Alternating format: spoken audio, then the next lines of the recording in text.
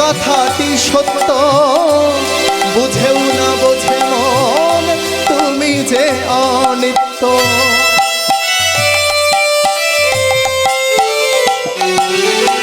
কেউ তো কারো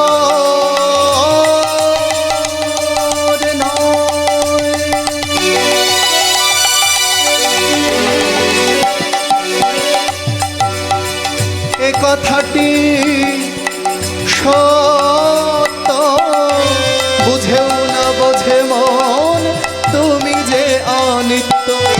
ওই দেখো তোমার বন্ধু তরিতেছে ভব, ওই দেখো তোমার বন্ধু তরিতেছে ভব, ওই দেখো তোমার বন্ধু তরিতেছে ভব, ওই দেখো তোমার বন্ধু তরিতেছে ভব সিন্ধু। এক বিন্দু আশা তুমি করিও না, হরি বলো হরি বল মনে আমার, কৃষ্ণ বল কৃষ্ণ বল মনে আমার, হরি বল হরি বল।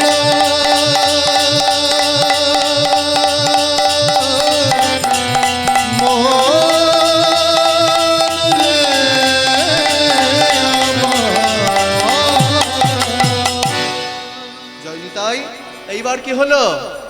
ভগবান কৃষ্ণ বলছে, শ্রীরাম গগনে আর বেলা নাই, আমাদের ঘরে ফিরতে হবে। পাল জড়ো করো, সিংহা বাজাও, বেনু বাজাও। ভগবান যখন সবাইকে সিংহা বাজাতে বলছে, সবাইকে বেনু বাজাতে বলছে, আর ঠিক সেই সময় এক পাশে দাঁড়িয়েছিলেন কে? তার নাম হচ্ছে পদকবি বলরাম দাস ঠাকুর। তাই বলরাম দাস ঠাকুর এক পাশে দাঁড়িয়ে বলছেন, ভগবান ও ভগবান, তুমি সবাইকে সিংহা বাজাতে বলছো, তুমি সবাইকে বেনু বাজাতে বলছো, কিন্তু তুমি জানো না, হ্যাঁ তোমার কাছে যে মোহন বাঁশিটি আছে, তোমার কাছে যে মোহন বেনুটি আছে, তুমি যদি একবার বাজাতে পারো তাহলে আর কাউকে ডাকতে হবে না। ওই শ্রীরামকেও ডাকতে হবে না, সুদামকেও ডাকতে হবে না, পালও জড়ো করতে হবে না। তোমার ওই বাঁশির ধ্বনি শ্রবণ করে যে যেখানে থাকুক না কেন, যে যে অবস্থায় থাকুক না কেন, সব কিছু ফেলে দিয়ে তোমার চরণে তাকে ছুটে আসতেই হবে। ভক্তমণ্ডলী মায়েরা, গোবিন্দের হাতে একটি ছিল বাঁশি, একটি ছিল বেনু, আর একটি ছিল মুরলী। দেখুন বাবা, এক এক সময় এক একটি বাজাতো। বেনু কখন বাজাতো না? বেনু বাজিয়ে ভগবান ধেনু ফিরাতো। বেনুর ছিদ্র কটি? বেনুর ছিদ্র হচ্ছে 7টি। আহা, গোবিন্দের হাতে ছিল বাঁশি, ভগবান বাঁশি বাজিয়ে দেবতাদেরকে সন্তুষ্ট করত। বাঁশি ছিদ্র কটি? বাঁশির ছিদ্র হচ্ছে 9টি। আর গোবিন্দের হাতে ছিল কি? গোবিন্দের হাতে ছিল মুরলী। আজকে রাত্রিবেলায় শুনতে পাবেন, ওই মুরলী বাবা ভগবান একবার বাজিয়েছিল রাসলীলায়। তা গোবিন্দের হাতে যে মুরলী ছিল, মুরলীর ছিদ্র হচ্ছে 10টি। তাহলে শুনে রাখুন, এই মুরলী কে ছিল? এই মুরলী ছিলেন সাক্ষাৎ দেবী সরস্বতী। এই সামনেই কিছুদিন পরে যার পূজা। সরস্বতীকে, তিনি হচ্ছেন বিদ্যার দেবী। যিনি বিদ্যা দান করেন তিনি হচ্ছেন সরস্বতী, বাগ দেবী। তা সেই সরস্বতী তিনি সাধনা করলেন, তিনি গোবিন্দকে প্রতিরূপে লাভ করতে চাইলেন। ভগবান, আমি তোমাকে প্রতিরূপে লাভ করতে চাই, আমি তোমাকে প্রতিরূপে স্বামীরূপ পেতে চাই। গোবিন্দ বললেন, না না সরস্বতী, তুমি আমাকে স্বামীরূপে প্রতিরূপে লাভ করতে পারবে না, তবে তুমি আমার হাতে মোহন মুরলী হয়ে থাকবে। ওই মুরলী আমি যখন করে নিয়ে বদনে দিয়ে রাধা বলে বাজাবো, সেই দিন তোমার মনোবাসনা পূরণ হবে। যেদিন চুম্বন করব সেই দিন তুমি ধন্য হয়ে যাবে।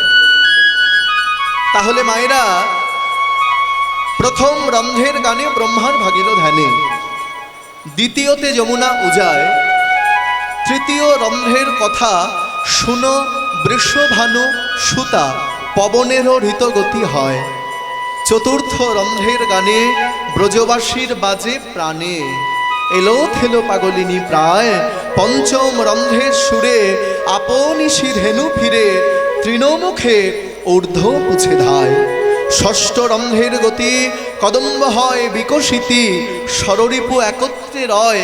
সপ্তম রন্ধ্রের গানে পাষাণ দ্রবিল গুণে, পাষাণ আপনি জলময়। অষ্টম রন্ধ্রের গান, গাই রাধে তোমার নাম। মোর বংশী এত গুণ ধরে, বংশী বদনে কয়, বংশী শিক্ষা উচিত নয়, না জানিলে শিক্ষা বলি কারে। এখনো বৃন্দাবনে বাঁশি বাজে? বাজে?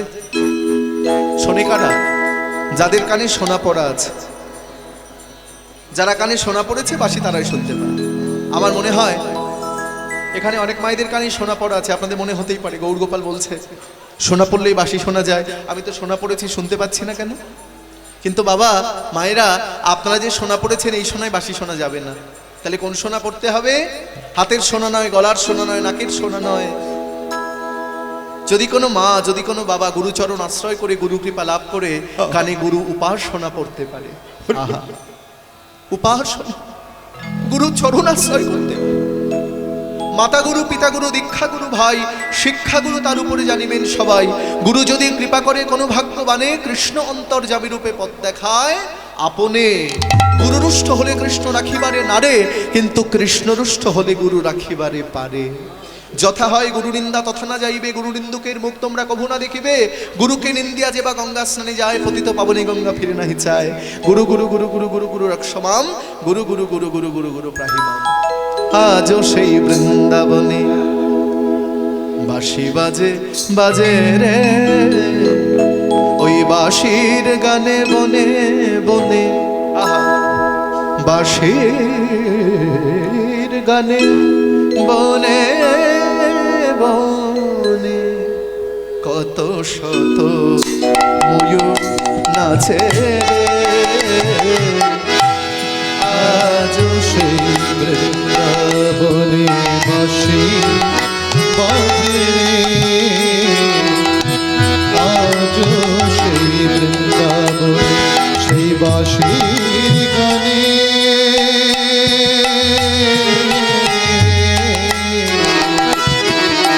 বাঁশির গানে বনে বনে কত শত ময়ূর নাচে। আজও সেই বৃন্দাবনে বাঁশি বাজে বাজে রে, আজও সেই বৃন্দাবনে।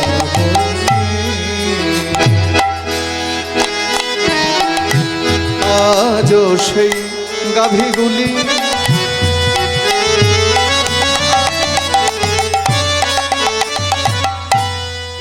আজও সেই গাভীগুলি তারা গোচারণে ওরাই ধুলি। আজও সেই গাভীগুলি তারা গোচরণে ওরাই ধুলি। আজও সেই গাভীগুলি তারা গোচারণে গোচারণে গোচারণে ওরাই ধুলি। আজও সেই গাভীগুলি তারা গোচরণে ওরাই ধুলি। সখাসনে কোলাকুলি, সখাসনে কোলাকুলি, বন্ধু সনে কোলাকুলি, বন্ধু সনে কোলাকুলি, বন মাঝে রে আজও সেই বলির বাঁশি বাজে রে, আজও সেই বৃন্দাবনে বাঁশি বাজে রে, আজও সেই বৃন্দাবনে। আজও সেই রাধারানী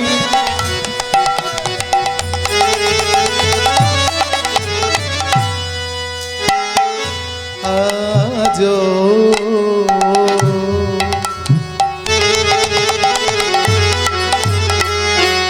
সেই রাধা রাধা রানী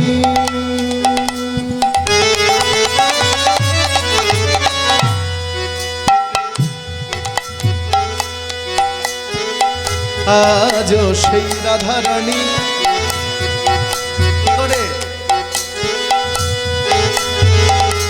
আজ সেই রাধারানী রাধারানী শ্যামের বাঁশি শুনে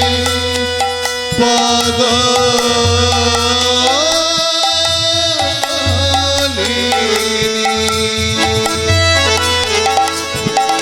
অষ্ট সখী শিরোমণি শ্যামবক্ষ বিলাসী আমাদের রাধারানী রাধারানী রাধা রাধা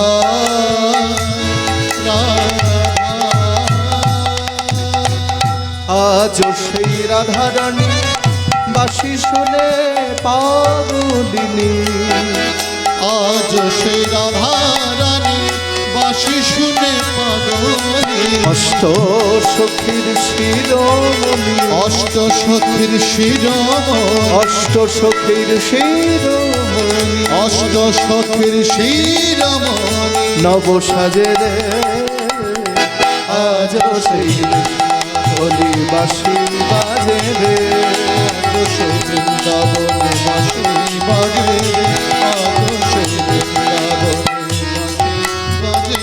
আশা ছিল মনে মনে যাব মধুর বৃন্দাবনে আশা ছিল মনে মনে যাব মধুর বৃন্দাবনে আশা ছিল আশা ছিল আশা ছিল এই গানটি যিনি লিখেছেন আস্তে আপনারা হয়তো অনেকেই জানেন গানের লেখক সুর দিয়েছেন তার নাম হচ্ছে ভবা পাগলা ভবা পাগলার অনেক গান রয়েছে এই যে ভবা পাগলা ইনি ছিলেন মা কালীর সাধক মনে মনে ভাবছেন আশা ছিল মনে মনে আমি যাব মধুর বৃন্দাবনে আমার আশা ছিল বৃন্দাবন যাব কিন্তু আমার ঘরে যে মা রয়েছে আমি যদি বৃন্দাবনে চলে যাই আমার মাকে পূজা করবে কে পূজা করবে আমি যদি বৃন্দাবনে চলে যাই বৃন্দাবনে চলে আমার মাকে সাজাবে কে সাজাবে আমার যাওয়া হলো না আশা ছিল মনে মনে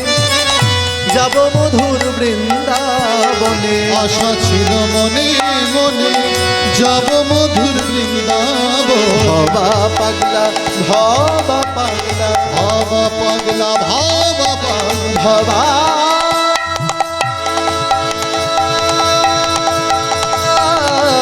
ভবা পাগলা ভাবা পাগলা ভবা পাগলা রয়ে বাঁধনে ভাবা পাগলা রয় বাঁধনে মায়ের সাধনে আজ সেই দেখো বাঁশি বাজে রে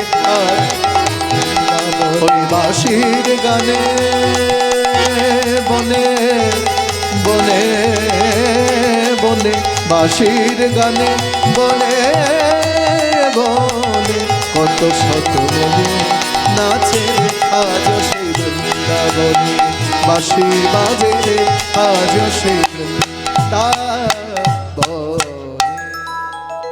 তাই ভগবান আজকে ত্রিভঙ্গ বাঁকা হয়ে দাঁড়িয়েছে আর এই দেখুন মায়েরা এইভাবে ত্রিভঙ্গ বাঁকা হয়ে ভগবান দাঁড়িয়েছে আর ত্রিভঙ্গ বাঁকা হয়ে দাঁড়িয়ে ভগবান গোবিন্দ আজকে সেই মোহন মুরলী বাজাচ্ছে যেই মোহন মুরলী বাজিয়েছেন আর বাঁশির ধ্বনি শুনছেন কারা যারা ছিল গরু চাঁদ মুখে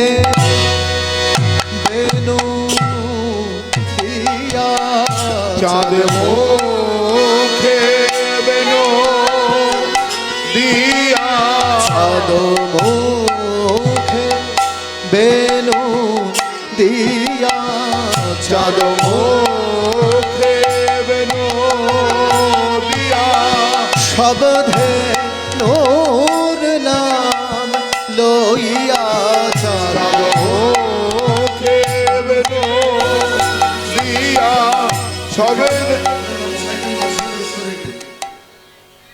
অন্যভাবে জায়গা থেকে সাইকেল মোটরসাইকেল অনুসারে চাঁদ মুখে বেনু দিয়া সব ধেনুর নাম লইয়া চাঁদ মুখে দিয়া সব ভেনুর নাম লইয়া ডাকিতে গেলায়ু চৈ আহা মরিরে ডাকিতে বলি আই ধবলি আই শ্যামলি ডাকিতে বলে আয়ে ধবলি আয়ে শ্যামলি ডাকিতে বলে আই ধবলি আই শ্যামলি ডাকিতে বলে আয়ে ধবলি আয়ে শ্যামলি ডাকিতে তোরা দুর্বনে যাস না রে ডাকিতে তোরা দুর্বনে যাস না রে ডাকিতে তোরা দুর্বনে যাস না রে ডাকিতে তোরা দুর্বনে যাস না রে ডাকিতে দুর্বনে যাস না রে ডাকিতে গেলায়ু চৈ রে চাঁদ মুখে বেনু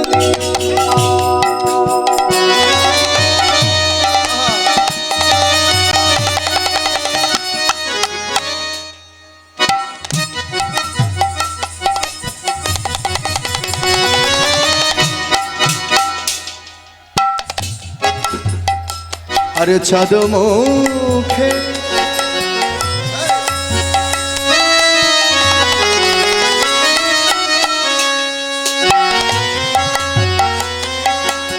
বেনু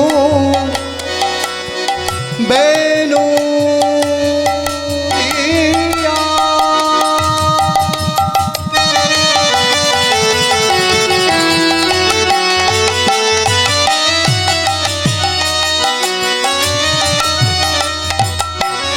সব ধেনুর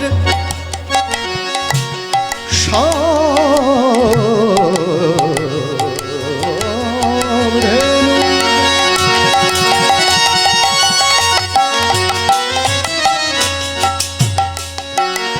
সব ধেনুর নাম লই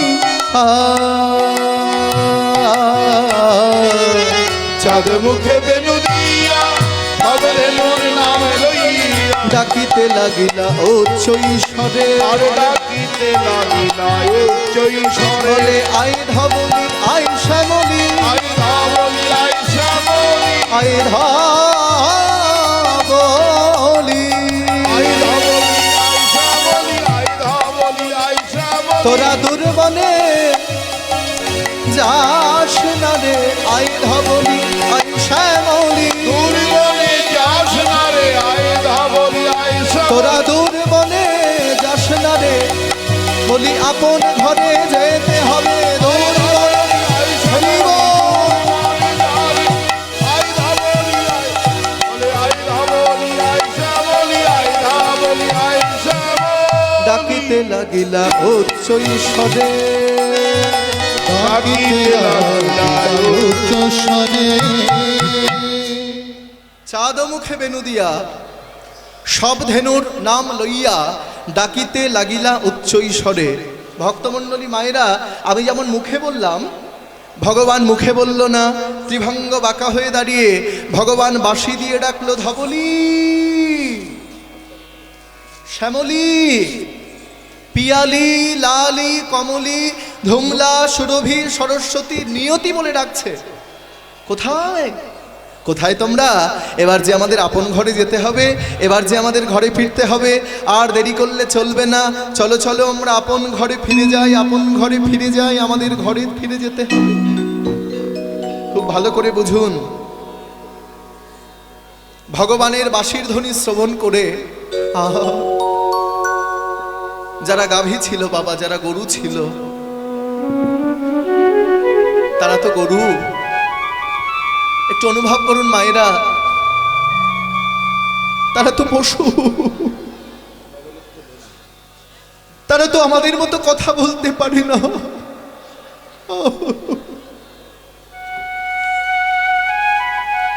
তারা কেঁদে কেঁদে বলে, ভগবান তুমি আমাদের পশুকুলে জন্ম দিয়েছ, তুমি আমাদের গরুকুলে জন্ম দিয়েছ, তুমি আমাদের বোবা জন্ম দিয়েছ। যে জন্মে আমরা কৃষ্ণ বলে কাঁদতে পারি না, যে জন্মে আমরা গোবিন্দ বলে ডাকতে পারি না, এইবার যদি জন্ম হয়, আমাদের তুমি গরুকুলে জন্ম দিও না, আমাদের তুমি মানুষ কুলে জন্ম দিও, মানুষ কুলে আমাদের মানুষ কুলে জন্ম দিও, মানুষ কোলে জনম দিও, যারা কৃষ্ণ বলে।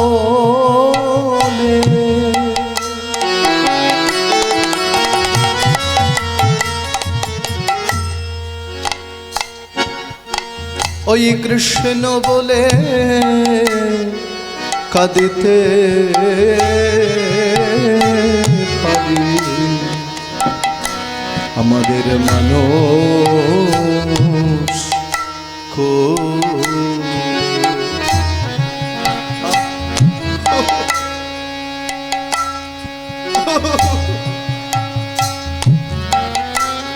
জন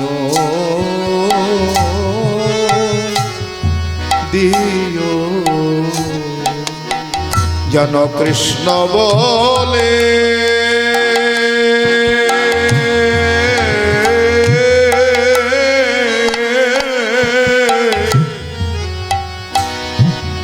আমরা কাঁদিতে পারি, মানুষ কুলে জনম দিও, জন কৃষ্ণ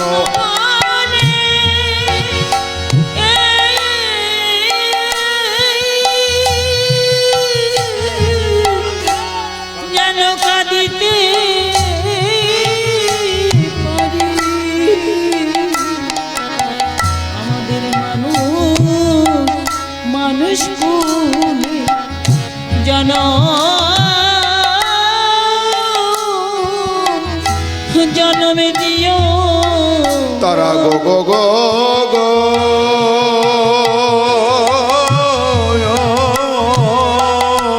রবে কাঁদে, যেন কৃষ্ণ বলে কাঁদিতে পারি, তারা গো গো গো গো রবে কাঁদে বলে, যেন কৃষ্ণ বলে কাঁদিতে পারি, যেন মানুষ কুলে জনম দিও, ফলে জন্মে নাইবা হলো, আমাদের মানুষ কুলে জনম দিও, এ জন্মে নাইবা হলো, মানুষ কুলে জনম দিও, এ জন্মে নাইবা হলো, মানুষ কুলে জনম, আমাদের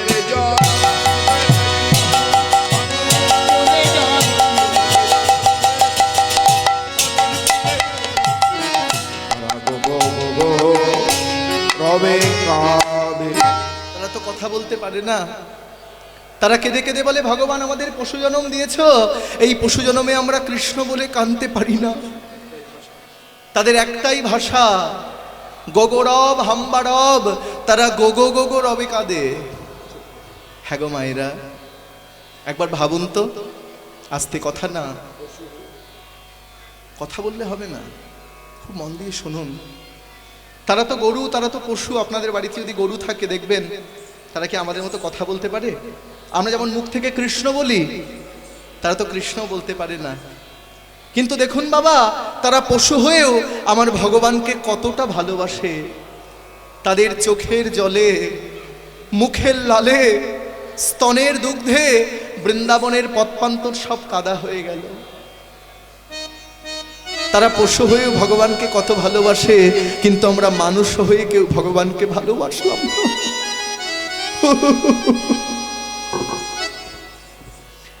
আমরা মানুষ হয়ে ভগবানের নাম করতে ভুলে গেলাম।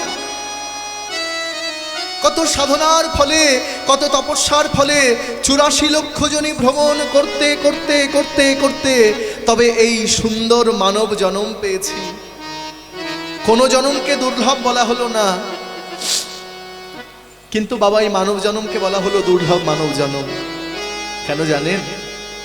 কারণ যে জন্মে এই বদন দিয়ে ভগবানের হরিনাম করা যায়, যে জন্মে এই চরণ দিয়ে তীর্থ পর্যটন করা যায়, যে জন্মে এই হাত দিয়ে ভগবানের সেবা করা যায়, এই নয়ন দিয়ে ভগবানকে দর্শন করা যায়, আর কোনো জন্মে কিন্তু হয় না।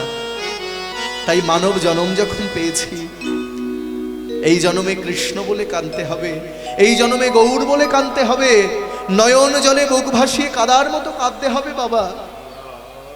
ভগবান প্রত্যেকে কিন্তু এই হৃদয় মন্দিরে বিরাজ করছেন, প্রত্যেকে। আপনাদের মধ্যেও ভগবান রয়েছেন, আর আমার মধ্যে ভগবান রয়েছেন। তাই ভগবানকে দেখতে পাচ্ছি না কেন? আমার হিয়ার মাঝে লুকিয়েছিলে, দেখতে আমি পাইনি, তোমায় দেখতে আমি পাইনি। আমার হিয়ার মাঝে লুকিয়েছিলে, দেখতে আমি পাইনি, তোমায় দেখতে আমি পাইনি। বাহির পানি চোখ মেলেছে, বাহির পানি আমি হৃদয় পানে চাইনি। আমার হিয়ার মাঝে লুকিয়েছিলে, দেখতে আমি পাইনি, তোমায় দেখতে আমি পাইনি। আমি মন্দিরে গিয়ে তোমায় খুঁজেছি, জানো ভগবান, আমি মন্দিরে গিয়ে তোমায় ডেকেছি, তোমার দেখা পাইনি। তুমি যে আমার হৃদয় মন্দিরের মধ্যে বিরাজ করছো, তুমি আমার হৃদয় মন্দিরের মধ্যে যে বাঁশি নিয়ে দাঁড়িয়ে আছো, আমি তোমায় সব জায়গায় খুঁজেছি, মন্দিরে গিয়ে, মসজিদে গিয়ে, কিন্তু আমার হৃদয় মন্দিরে তোমাকে খুঁজিনি। আমার সকল ভালোবাসায়, সকল আঘাত, সকল আশায়, আমার সকল ভালোবাসায়, সকল আঘাত, সকল আশায় তুমি ছিলে। আমার কাছে তুমি ছিলে, আমি তোমার কাছে যাইনি। আমার হিয়ার মাঝে লুকিয়েছিলে, দেখতে আমি পাইনি, তোমায় দেখতে আমি পাইনি। আমার হিয়ার মাঝে লুকিয়েছিলে, দেখতে আমি পাইনি, তোমায় দেখতে আমি পাইনি। ভগবানকে যদি লাভ করতে হয় কি হতে হবে? ভক্ত হতে হবে, তাই তো? ভক্ত হওয়াটা কিন্তু বাবা খুব শক্ত। ভক্ত হতে গেলে অনেক দুঃখ, কষ্ট, ধৈর্য, লাঞ্ছনা, গঞ্জনা সহ্য করতে হয়। মনে রাখবেন, গোবিন্দ ভজন করে যেই জন দুঃখের সাগরে ভাসে, জাতি কুল মান জীবন যৌবন আপন করিয়া নাশে। বিরহেরও জ্বালা কলঙ্কেরও মালা পরাইয়া দেয় গলে, তারে করে দাসী বাজাইয়া বাসি রাখো হে চরণতলে। আমি মুর্শিদাবাদে এক জায়গায় কীর্তন করতে গিয়েছিলাম, খুব মন দিয়ে শুনুন। সেখানে একজন মা আমাকে ডেকে বলছে, বাবা গৌরগোপাল, তোমায় একটা কথা না বলে পারছি না। আমি বললাম, বলুন মা, কি হয়েছে? বলে, জানো বাবা, আমার বাড়িতে গোপাল আছে।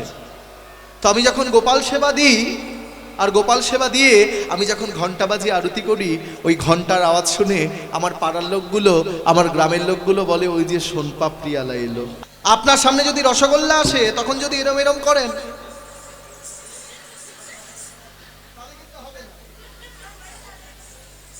জয়নি তাই হরি বল। খুব সুন্দর আপনাদের আসর, খুব ভালো, আমার খুব ভালো লাগছে। আমি ভগবানের কাছে প্রার্থনা করি আপনাদের অনুষ্ঠানে যেন শ্রীবৃদ্ধি হয়, প্রত্যেক বছর যেন অনেক বড় করে অনুষ্ঠান হয় এবং অনেক কীর্তনী আমার মতো অনেক অনেক গৌরগোপাল যেন আসতে পারে। এবং ভগবানের চরণে প্রার্থনা করি বাসিরাম গ্রামের যত ভক্তবৃন্দ রয়েছেন, এবং শুধু বাসিরাম নয়, আশপাশের যত গ্রাম থেকে আপনারা এসেছেন, কীর্তনে আসরে যারা বসেছেন, আপনারা প্রত্যেকে যেন নিরোগ শরীরে সুখে শান্তিতে বসবাস করতে পারেন। নিতাই গৌর হরি বল। তাই কি হলো মা? ভগবান বলছেন, আমার আসল ভক্তকে, যার মধ্যে 4টি গ আছে। 4টি গ কি?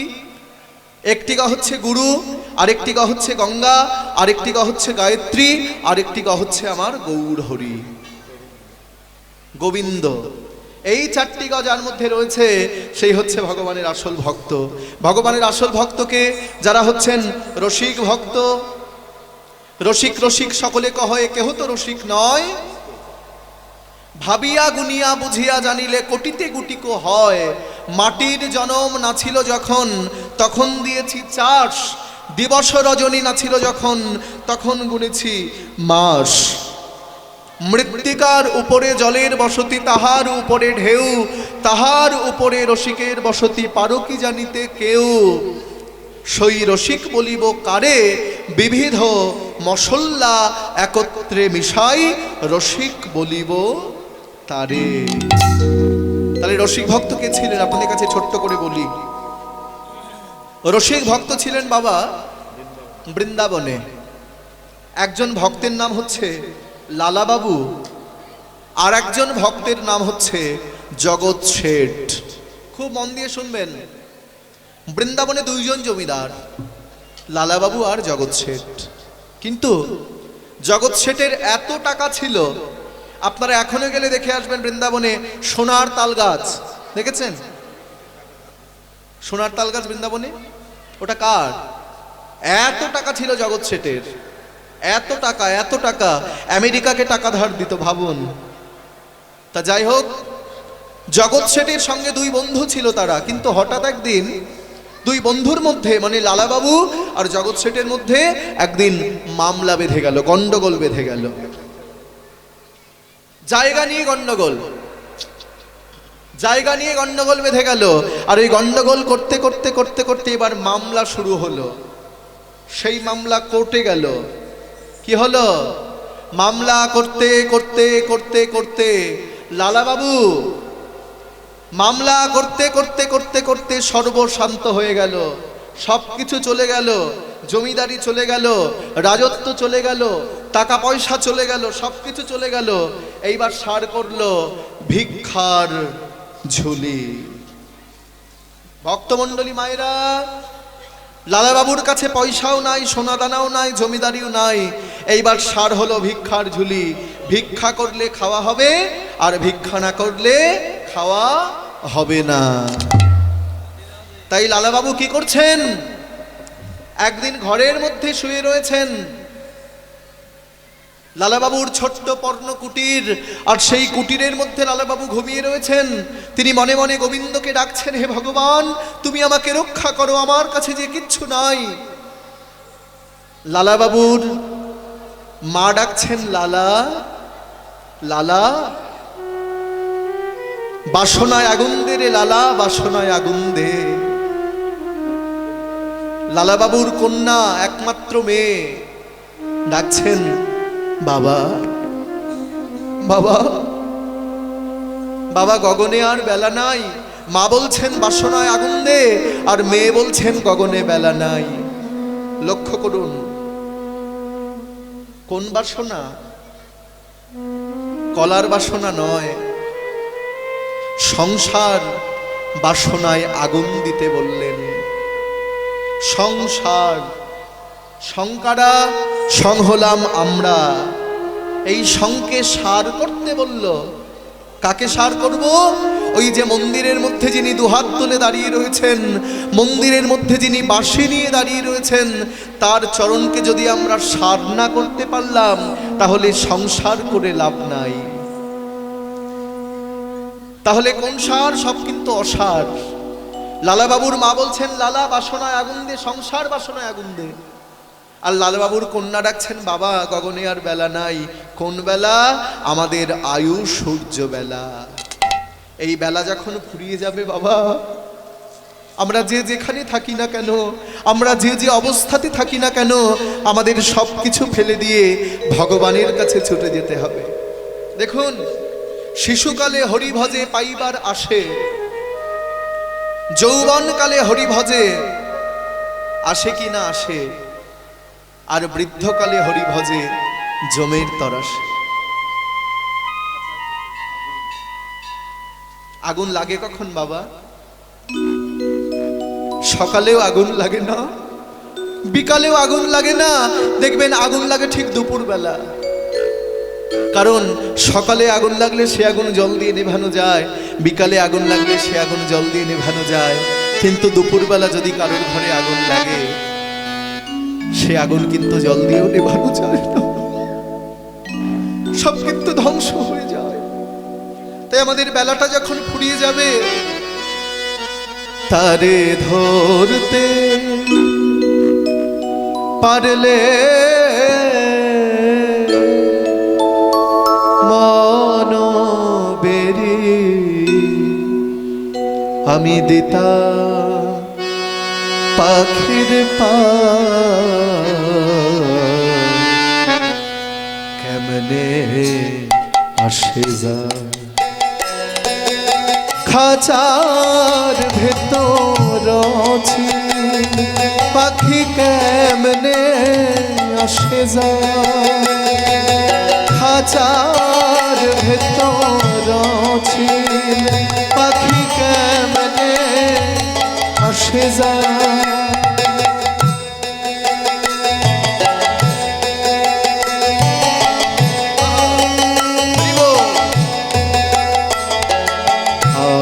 কোঠরি নয় দরজায়াটা, মধ্যে মধ্যে ঝলকা কাটা। আট কোঠরি নয় দরজায়াটা, মধ্যে মধ্যে ঝলকা কাটা। তার উপরে সদর কোঠা, তার উপরে সদর কোঠা, আয়না মহল তাই কেমনে আসে যায় খাঁচার ভেতর আছি, পাখি কেমনে আসে যায়।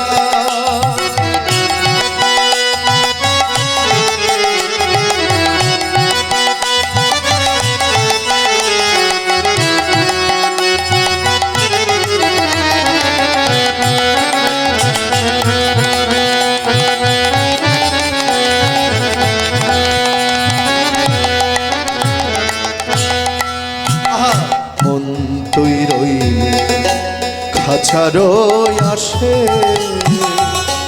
খাঁচা যেত খাঁচা বাসে, মন তৈরই খাঁচারো আসে। সারা জীবন ধরে আমরা সংসারের জন্য সবকিছু দিয়ে গেলাম না, সংসারকে ভালোবাসলাম, ছেলেকে ভালোবাসলাম, মেয়েকে ভালোবাসলাম, মেয়েকে ভালো জায়গায় বিয়ে দিলাম, কিন্তু আমরা ভগবানকে কেউ ভালোবাসলাম না। ভাগবত বলছে একটি হচ্ছে কর্তব্য, একটি অবশ্যই কর্তব্য। কর্তব্য কোনটি? আপনি ছেলে বিয়ে দিলেন, মেয়ে বিয়ে দিলেন, গাড়ি করলেন, বাড়ি করলেন, টাকা পয়সা ব্যাংক ব্যালেন্স করলেন, এটি হচ্ছে কর্তব্য। আর অবশ্যই কর্তব্য হচ্ছে হরি ভজন, কৃষ্ণ ভজন, মন তৈরই। আহা, খাঁচারই আসে ওই খাঁচা যে তোর খাঁচা বাসে, বলি কোন দিন খাঁচা পড়বে খসে, ওই কোন দিন খাঁচা পড়বে খসে, লালো কেঁদে কেমনে আসে যায়, খাঁচার ভেতর আছে পাখি কেমনে আসে যায়, খাঁচার ভেতর অহসীন পাখি কেমনে আসে যায়। লালাবাবু চিন্তা করছেন, আর এমন সময় লালাবাবুর সামনে স্বয়ং ভগবান কৃষ্ণ এসে দাঁড়িয়েছেন। আর ভগবান কৃষ্ণ বাঁশি নিয়ে দাঁড়িয়ে বলছেন, লালা লালা, কে কে কে তুমি? এমন সুমধুর কণ্ঠস্বরে কে আমাকে ডাকলে? সামনে এসো, সামনে এসো, কে তুমি? লালা, চোখ মেলে তাকিয়ে দেখো, তুমি আমাকে চিনতে পারছো না? আমি গোলকের সোনার সিংহাসন পরিত্যাগ করে আমি তোমার কাছে ছুটে এসেছি লালা। কেন এসেছি জানো দয়াময়? শোনো, আমি সোনার সিংহাসন পরিত্যাগ করে তোমার কাছে এসেছি কারণ তুমি আমাকে একটি মন্দির করে দেবে বলে। দাও না লালা, আমাকে একটি মন্দির করে দাও, যে মন্দিরে আমি সব সময় বাধা থাকবো, যে মন্দির থেকে আমি কোনোদিন বেরোতে পারবো না, তুমি আমাকে সেই মন্দির করে দাও। ভগবানের কথা শুনে লক্ষ্য করবেন, লালাবাবু একটু মৃদু হাসলেন। মৃদু হেসে বলছেন, ভগবান তুমি না অন্তর্যামী, তুমি না সবকিছু জানো, তোমাকে আমার আবার বলতে হবে? শোনো আস্তে, তুমি তো ভালো করেই জানো যে ভিক্ষা করেও আমার সংসার চলে না, কতদিন অনাহারে অনিদ্রায় থাকি, তোমার সেবাও আমি দিতে পারি না, ভিক্ষা করে আমি সংসার চালাতে পারি না, আর তুমি আমার কাছে চাইছো মন্দির। ভগবান, মন্দির করতে গেলে তো বহু ইট, বহু বালি, বহু সিমেন্টের প্রয়োজন। বলো কোথায় পাবো আমি সেই ইট, বালি, সিমেন্ট? ভালো করে বুঝুন, ভগবান গোবিন্দ বলছেন, লালা বহু ইট, বহু বালি, বহু সিমেন্ট এক জায়গায় করে একত্রিত করে যে মন্দির তৈরি হয়, আমি তোমার কাছে সেই মন্দির চাই। তোমার ওই দেহ মন্দির তুমি আমাকে দিয়ে দাও, তোমার ওই দেহ মন্দিরটা তুমি আমাকে দাও, আমি তোমার কাছে আর কিছু চাই। আমার এই দেহ হলো বৃন্দাবন, শ্রী গোবিন্দের বাড়ি, সেই বাড়িতে বসত করে 14,000 নারী, ইরা পিঙ্গলা আর সুষমা প্রধান যোগীগণ তার মাঝে বসি করে ধ্যান, ধ্যানী গুণী তপস্যায় সদামগ্ন থাকে, অসাধ্য সাধিবে যদি ব্রহ্মচর্য থাকে, পঞ্চবায়ু ব্যান অপান উদান আর প্রাণ, নাভির ভিতরে সমান করে সমাধান, যোগীগুরু আশ্রয় করে করহ সাধনা, অন্তিমকালে দেখা পাবে কৃষ্ণ কালো সোনা। তাই আজকে ভগবান গোবিন্দ লালাবাবুর কাছে বলছেন, তোমার দেহ মন্দির তুমি আমাকে দাও। এই বলতে বলতে বলতে বলতে বলতে বলতে গোবিন্দ অন্তর্ধান হয়ে চলে গেল। কোথায় কোথায় কোথায় কোথায় ভগবান, তুমি আমাকে একা ফেলে এইভাবে চলে গেলে? ভগবানকে হারিয়ে লালাবাবু নয়নের জল মুছতে মুছতে এইবার গুরুদেবের আশ্রমে চলেছেন। তাহলে মায়েরা, একমাত্র এর উপায় কিন্তু গুরুদেব ছাড়া আর কেউ বলতে পারবে না। তাই গুরুদেবের কাছে যেতে হবে। তাই আপনাদের কাছেও নিবেদন, আপনারাও কিন্তু গুরুকে আশ্রয় করবেন, দীক্ষা নেবেন, শিক্ষা নেবেন।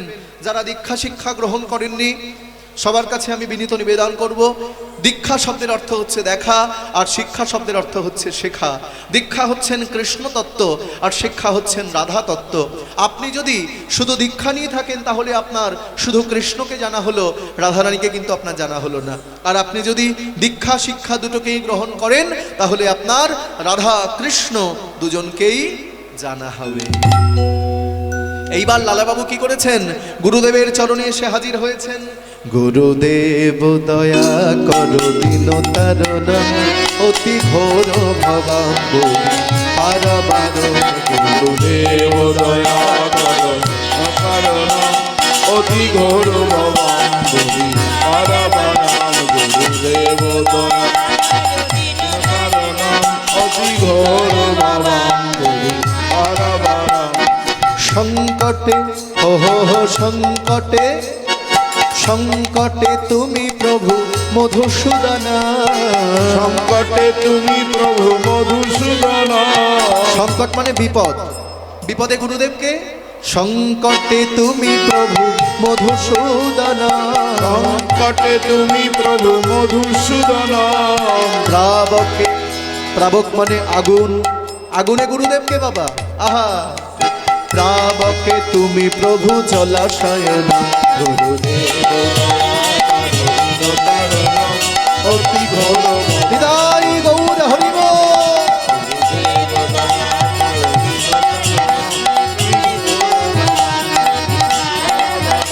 গুরুদেব দয়া করো দিন তারণ, অতি ঘোর দেব দয়া অতি ঘোর। গুরুদেব গুরুদেব গুরুদেব এই বলে লালাবাবু ছুটতে ছুটতে এসে গুরুদেবের চরণে আছাড় খেয়ে পড়েছেন। গুরুদেব বলছে, কে তুমি? কে তুমি? তোমাকে চিনতে পারছি না। দেখুন, স্বয়ং গুরুদেবও লালাবাবুকে চিনতে পারছে না বাবা। কেন? কারণ লালাবাবু ছিল জমিদার, তার গলায় ছিল মোটা মোটা সোনার চেন। কিন্তু আজকে সে ভিখারি হয়েছে, তার জমিদারি রাজত্ব সব চলে গেছে। সেই জন্য গুরুদেবও আজকে শিষ্যকে, লালাবাবুকে চিনতে পারছে না। বলছে, কে তুমি? লালাবাবু হাত জোর করে বলছে, গুরুদেব আপনি আমায় চিনতে পারছেন না? হ্যাঁ, আমাকে ভুলে গেলেন? আমি হচ্ছি আপনার একান্ত প্রিয় শিষ্য লালাবাবু। এ কি? গুরুদেবও চমকে উঠল। তোমার এমন অবস্থা কি করে হলো? তুমি ছিলে জমিদার, তোমার টাকা পয়সার অভাব ছিল না।